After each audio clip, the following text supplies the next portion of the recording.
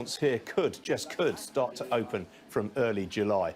But if they can, it will be with social distancing procedures in place. That means fewer customers, fewer tables and restrictions on customers, all of which will make it difficult to make ends meet. Well, Oakman Inns are currently exploring how they can reconfigure their pubs to make it work. We're live now to the Netsea Win in Milton Keynes, where we can speak to the former Butlins Managing Director, Dermot King. He's now Chief Operating Officer at the pub and restaurant chain Oakman. Dermot, good to see you again.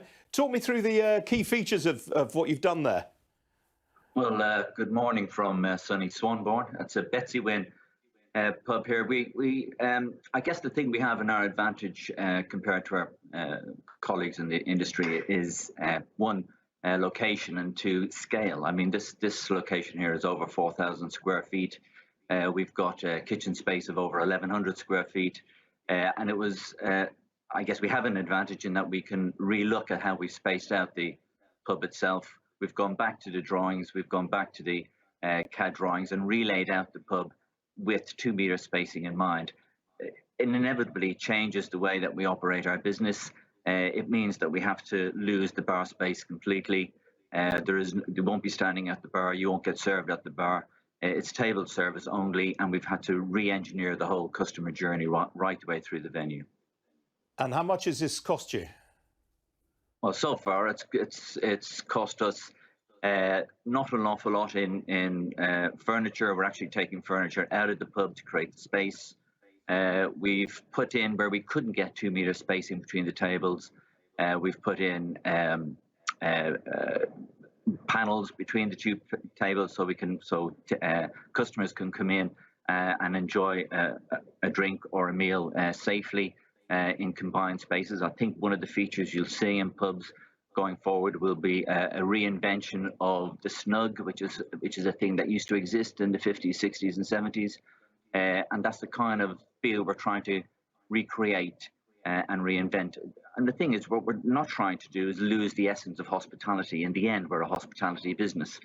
And so you can't make it a clinical environment. It has to be a hospital.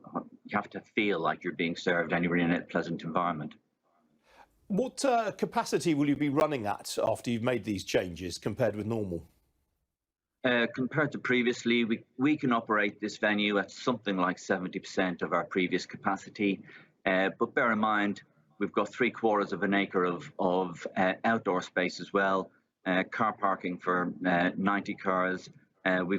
We think a feature of pubs going forward will be the massive, those pubs that have massive outdoor spaces can make use of that and can actually fill in the space that they're missing inside the pub itself. But inside the venue, we'll be losing about 30% of our capacity. But we still think we can operate at that level, and we still think we can deliver a great experience to our customers at that level.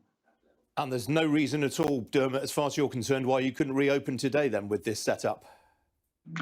But look, it was welcome that the government indicated that the 4th of July could be a date when some pubs could reopen.